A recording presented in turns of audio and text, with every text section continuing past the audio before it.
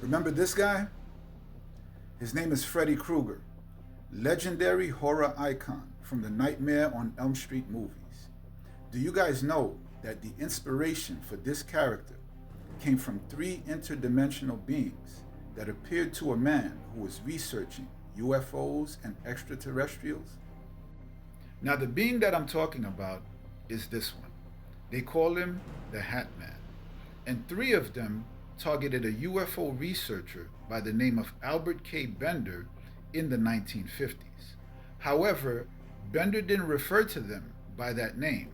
The name he gave them was the Men in Black. That's right, folks. The Hat Man was also the inspiration for the Men in Black movies, starring Will Smith and Tommy Lee Jones. In fact, the name for those movies came from Albert K. Bender. Albert K. Bender was the nation's top UFO investigator in the 1950s and founder of the International Flying Saucer Bureau, where he published a very successful magazine called the Space Review. Now, according to Bender, one night in July of 1953, while in his home in Bridgeport, Connecticut, three dark figures came into his bedroom.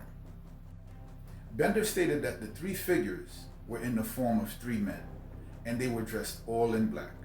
Black suits, black overcoats, black hats, and the hats that they wore were of the Homburg style. Now, here's some clues as to the nature of these beings. Bender stated that these three figures did not come in through the door, but came in through his bedroom wall. He also stated that they didn't walk, but hovered above the floor. Bender also said that they had glowing red eyes and they smelled like sulfur. That's another clue as to the nature of these beings, because if they're able to go through walls and emit a smell, they must be interdimensional beings. These three entities, who communicated with Bender telepathically, they did not move their lips, came to Bender with a warning. They told Bender to immediately stop his UFO research and to stop publishing his highly successful magazine, the Space Review, or he would face dire consequences. Now, here's the covert harassment part.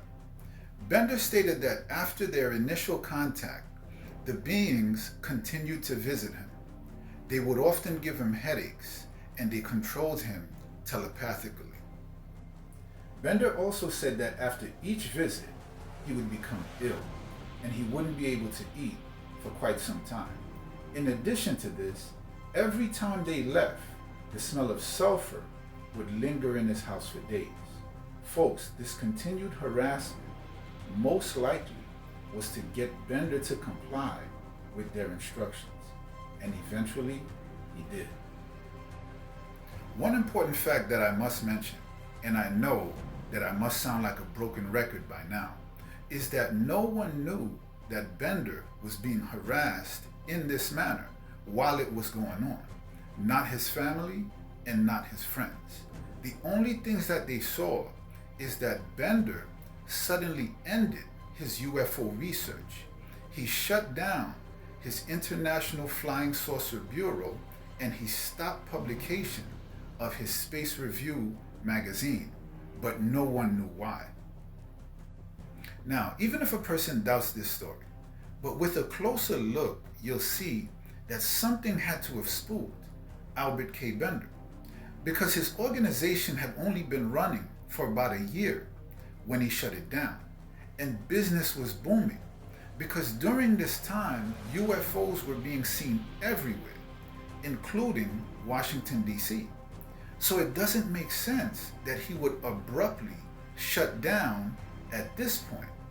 In addition to this, not only did he shut the business down, but he refused to speak to anyone publicly regarding UFOs, extraterrestrials, aliens, or anything along those lines.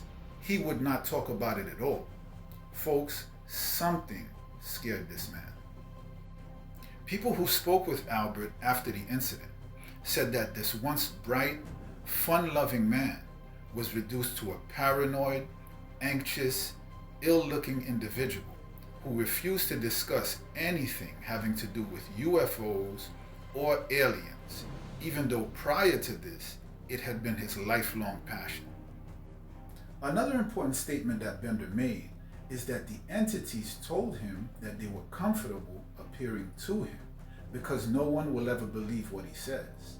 This makes perfect sense, and it's also one of the reasons why covert harassment is done, because most people don't believe what the target says about them, and the entities know this.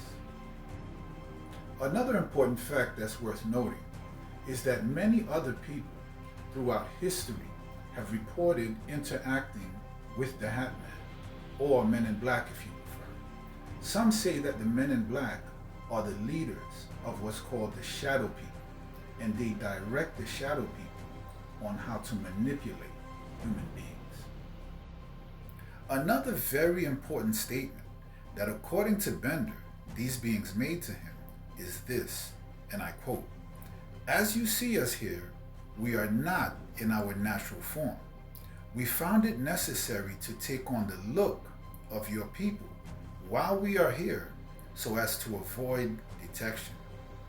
Very, very, very important, because as I stated in my last video about Paul Benowitz, even though the government was manipulating Paul into thinking that he was communicating with extraterrestrials, it doesn't mean that they don't exist, because real interdimensional beings can take on any form that they choose, including extraterrestrials.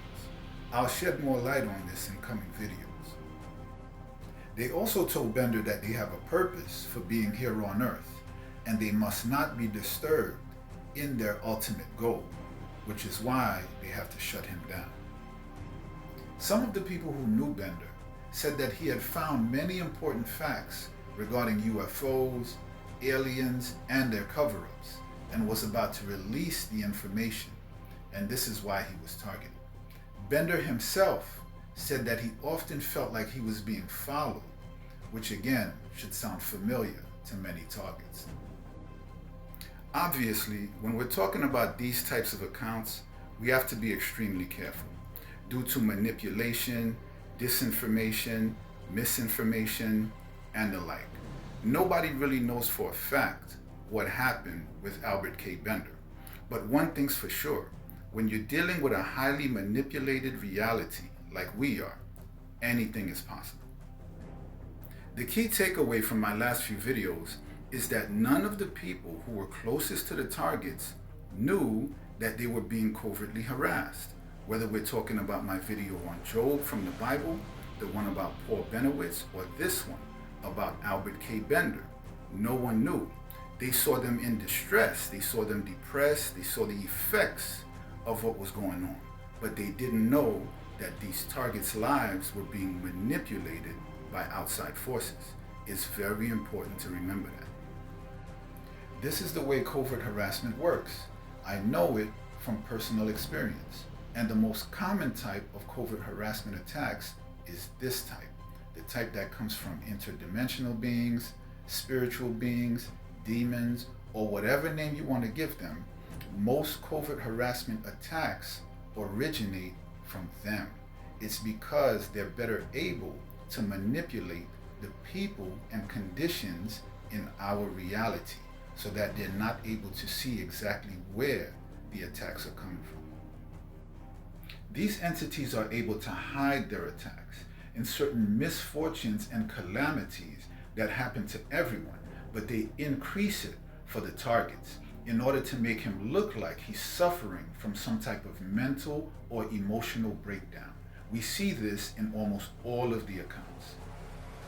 And finally, regardless of what really happened to Albert K. Bender, we have more than enough evidence throughout history regarding the meddling and manipulation of these beings in our reality. There are way more stories about their evil works than I could ever make videos on. That's a fact.